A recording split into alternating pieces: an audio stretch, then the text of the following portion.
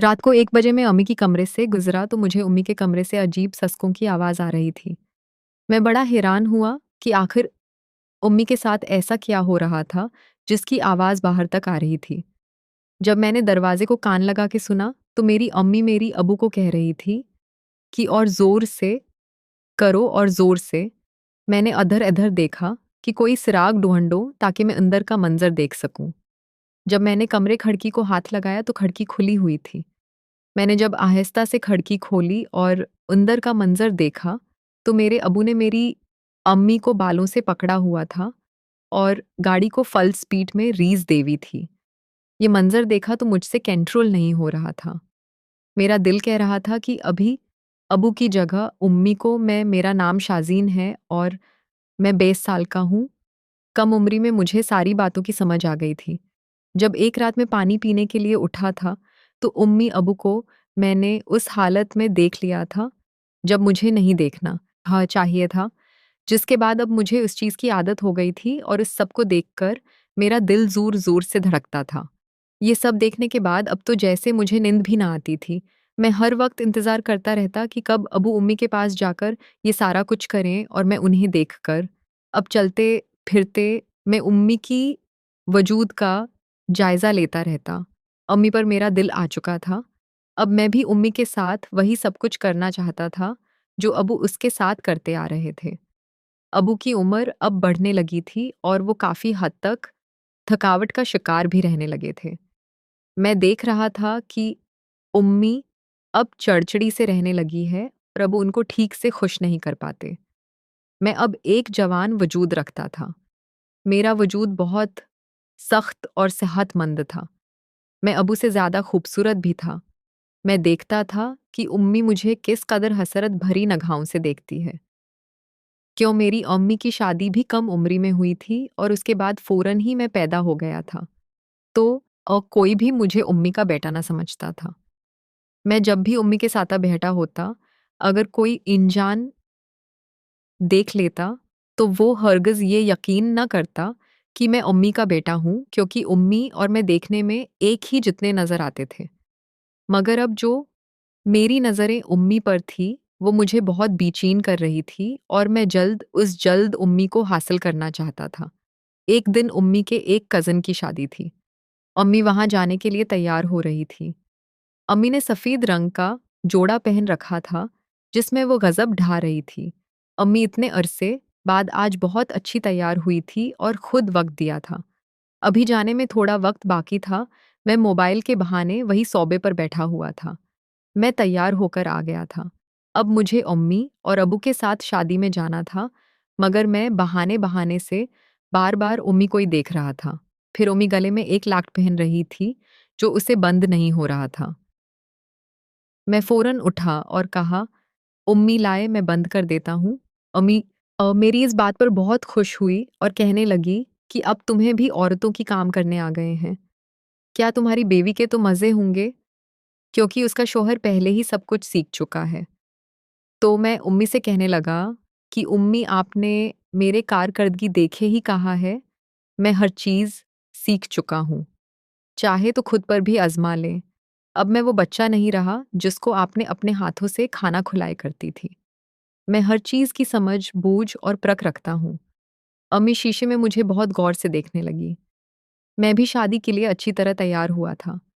मेरे उतना सब कुछ कहना था कि उम्मी बिल्कुल खामोशी से मुझे गौरने लगी।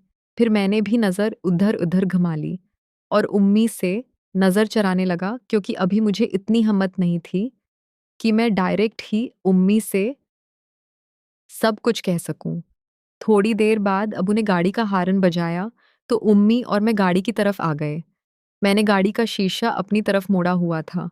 अबू गाड़ी चला रहे थे, जबकि अम्मी बैक सीट बा पर बैठी हुई थी। मैं मुसलसल शीशे में अम्मी को ही देख रहा था। अम्मी मेरी ये हरकत नोट कर चुकी थी, मगर वो कुछ भी बोल ना रही थी। शादी का फंक्शन अटेंड हुआ देर को हम लोग घर आ गए। अब वो आकर ही सो चुके थे। मैं बाहर सहन में कानों में ईयरफ़ोन लगाकर फ़ोन में गाने सुन रहा था और वॉक कर रहा था। तभी अचानक उम्मी बाहर आई और मुझे उस तरह देखकर हैरान हुई और कहने लगी, सलमान अभी तक तुम सोए नहीं हो।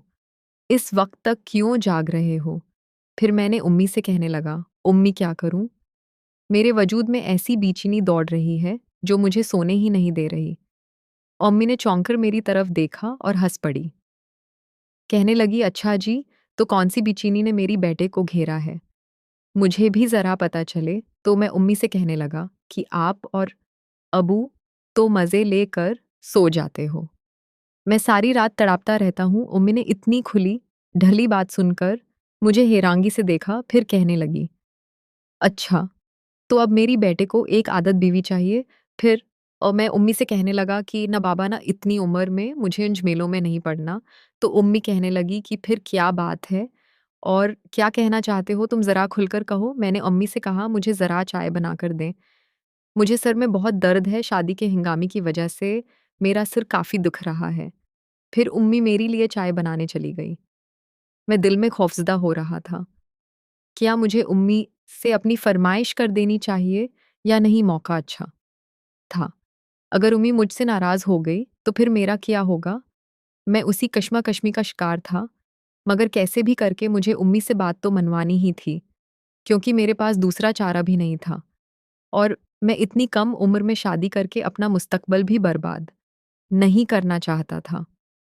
उम्मी ने मुझे चाय बनाकर दी और बगैर मुझसे कोई बात की कमरे में चली गई। हम 3 और रात को एक ही रूम में सव्या करते थे। कभी-कभी सर्दियों में अपनी कमरे में सो जाया करता था, मगर अक्सर रात के 11 बजे में कमरे में चला जाता। उससे पहले मैं अपने कमरे में अपनी पढ़ाई किया करता था। तब तक अम्मी-अबू भी खाना खाकर फ़ारिग हो जाते थे। फिर मैं अपने बिस्तर में लेट जाता। रात को 1 या 2 बजे के करीब जब अबू उम्मी को उठाता, तो उसके आहट पे मेरी भी आँखें खुल जाती। मगर कभी भी मैं उन पर ये ज़ाहिर न करता कि मैं आप लोग को देख रहा हूँ। कमरे में बिल्कुल हल्की-सी रोशनी थी, जिससे किसी का चेहरा भी वाज़ेह नज़र न आता, मगर मैं अच्छी तरह वाकिफ़ हो गया था कि वो लोग कौन-सा खेल खेल रहे हैं। आज जब मैं कमरे में दाखिल हुआ, तो वही मदहम रोशनी चल रही थी। मैं अपनी जगह अपने बिस्तर पर सो गया। तकरीबन 3 बजे तक अबू ने अम्मी से सरगोशी करना शुरू की, जिससे मेरी आँख खुल गई। अब मैं उन दोनों को कंबल से आँखें बाहर निकालकर देखने लगा। ये सारा मंज़र मेरी आँखों के सामने किसी फ़िल्म की तरह चल रहा था। जब अबू अपनी बाजी खेल चुके तो निडाल होकर लेट गए, मगर मैं देख रहा था कि उम्मी अभी भी लेटी हुई थी, शायद उनकी ज़रूरत अभी पूरी ना हुई थी। वही 2-10 सकड़ोटे बदल रही थी। मेरा जी चाह रहा था कि अभी उठकर उनके साथ ही लग जाओ, मगर अबू की होते हुए ये सब मुमकिन नहीं था। यहाँ मैं तड़कता हुआ लेट गया। वहाँ पर उम्मी फिर न जाने रात के किस पे मेरी आँख लग गई और मैं सो गया। अगली सुबह मेरी आँख कुछ देर से खुली थी। अगली दिन इतवार का दिन था, इसलिए उम्मी ने मुझे और अबू दोनों को न उठाया था। 10 बजे नाश्ता तैयार करके हम दोनों को उठाने आई थी।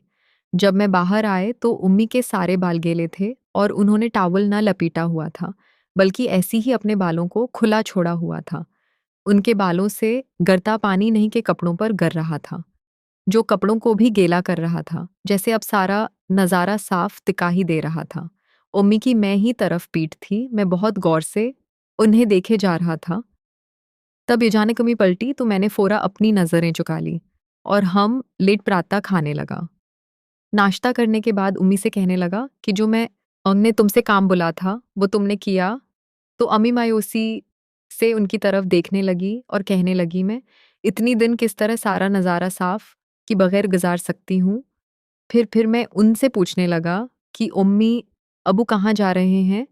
तो अम्मी ने बताया कि तुम्हारे अबू लाहौर जा रहे हैं, ऑफ़िस की कुछ ज़रूरी काम से 1 हफ़्ते के लिए, फिर अगले तवार को ही वापस आना है। तो मैं ख़ामोश हो गया।